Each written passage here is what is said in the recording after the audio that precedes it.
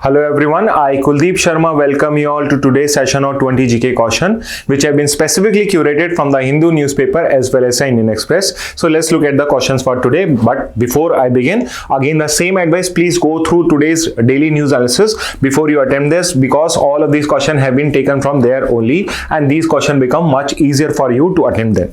So let's look at the first question. Who is the first or who is the youngest world chess champion? So आज हमने इसको discuss करा है and on the front page of Hindu and Indian Express, this person's photograph is there to show us that one of the Indian has become the world chess champion right now, and that person is Gukesh Domaraju, also known as D. Gukesh. So the correct answer first is going to be C.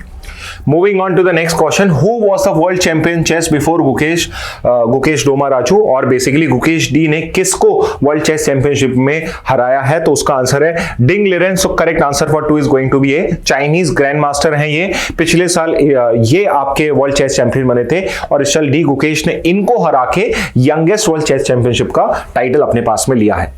Third question पे आते हैं. Which organisation governs chess world wide and regulates international competition? So we know this कि आपका जो ये French acronym है आपका international chess federation का, FIDE, यही ऑर्गेनाइजेशन है जो जितने भी इंटरनेशनल चेस इवेंट्स होते हैं उनको रेगुलेट करती है. So the correct answer third is going to be A.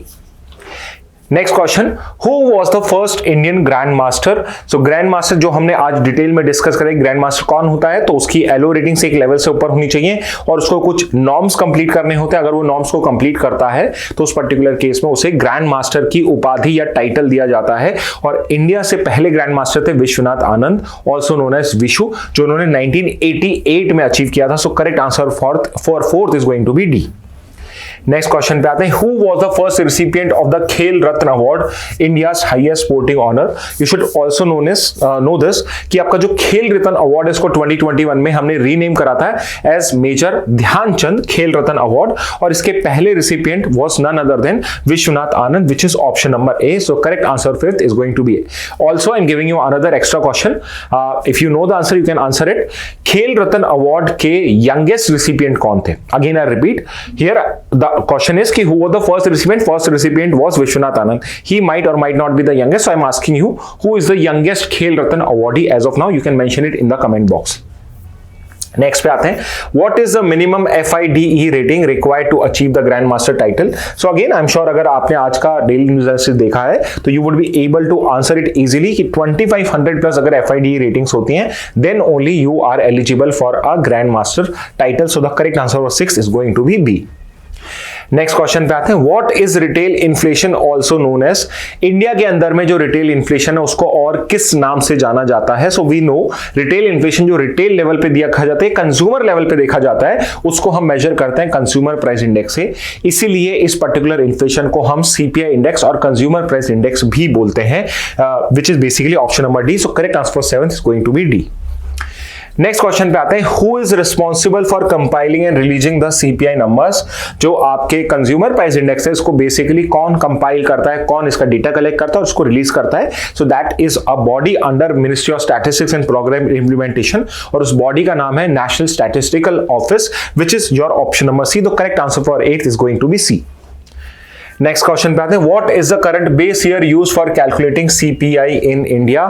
Simply कि जो हम जब रियल GDP या रियल इन्फ्लेशन को कैलकुलेट करते हैं तो हम उस पर्टिकुलर वैल्यू को निकालने के लिए कौन सा ईयर बेस ईयर की तरह यूज करते हैं? So we have discuss this today also. और बेस ईयर जो आपका इन्फ्लेशन के लिए that is 2012, which is option number A only. So 9th का करेक्ट आंसर हो जाएगा ए.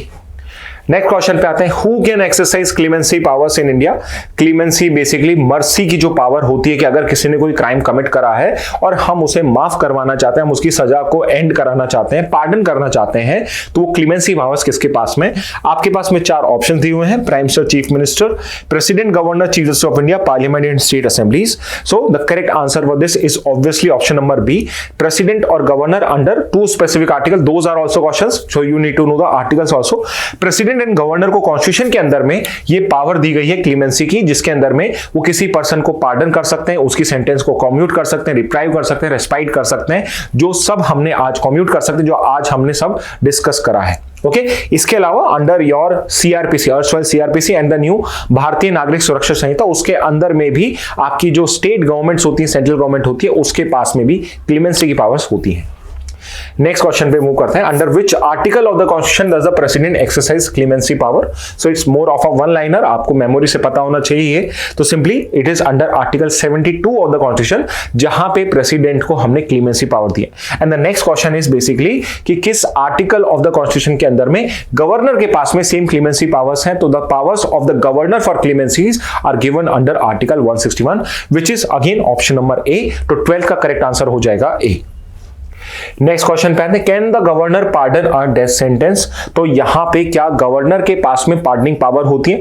अगर नहीं होती तो simply the answer is going to be no, और अगर होती है तो क्या कंडीशन है? तो उस बेसिस पे 4 ऑप्शंस आपको बनाए हुए हैं। Yes there is a pardon power for offence under the state list, कि डेथ सेंटेंस को वो यहां पे पार्डन कर सकते हैं प्रोवाइडेड कि वो स्टेट ऑफेंस रिलेटेड कोई स्टेट लिस्ट का ऑफेंस हो।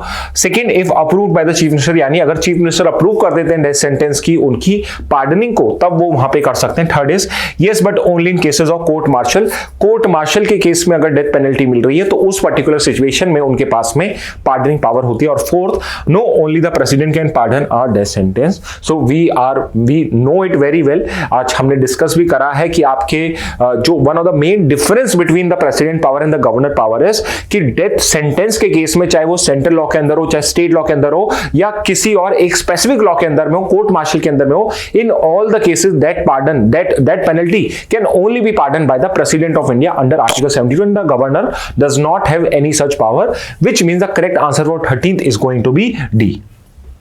नेक्स्ट क्वेश्चन पे आते हैं, what is the main objective of the Paris agreement? तो पेरिस एग्रीमेंट आज हमने फिर से डिस्कस करा है, बिकॉज उसके आज ही पूरे 9 इयर्स कंप्लीट हुए हैं, और द मेन गोल और the main objective of Paris agreement was to fight climate change, and one of the objective और one of the method through which it wanted to do, और one of the ways in which it wanted to control the climate change was to reduce the global warming by making it mandatory, or by making it by asking all the countries to come together and to reduce the temperature of the earth below 2 degrees Celsius, which means in other words कि आपके अर्थ का जो average temperature है वो 2 degree Celsius से increase नहीं होना चाहिए in extreme cases, and we have to try to reduce it to 1.5 degree Celsius at the most, यानी 1.5 डिग्री सेल्सियस से किसी सिचुएशन में मतलब हमें ट्राई करना है, और 2 डिग्री सेल्सियस को किसी सिचुएशन में हमें नहीं करना है।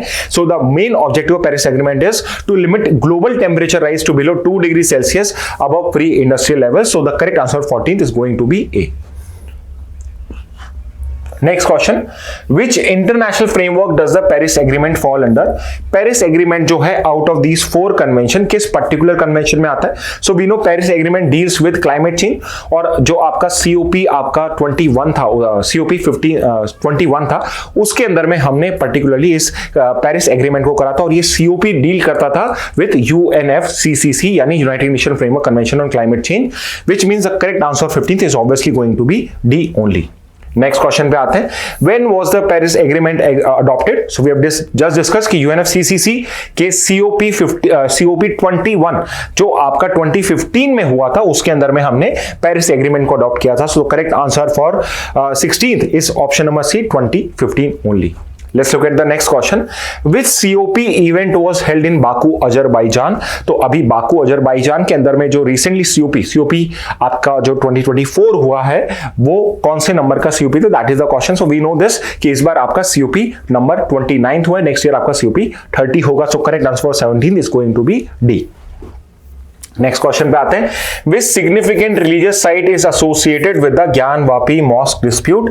इन 4 साइट में से या सिटीज में से कौन सी वो रिलीजियस साइट है जो आपकी ज्ञानवापी मॉस्क से एसोसिएट करती है? या simply in other words, Gyanvapi mosque आपके किस सिटी में लोकेटेड है, ये आपको पता होना चाहिए। सो वी नो दिस कि ज्ञानवापी मॉस्क जो अगेन आपका डिस्प्यूट के अंदर में आया हुआ है, that is a religious site in the city, in the holy city of Varanasi. So the correct answer for 18th is going to be D.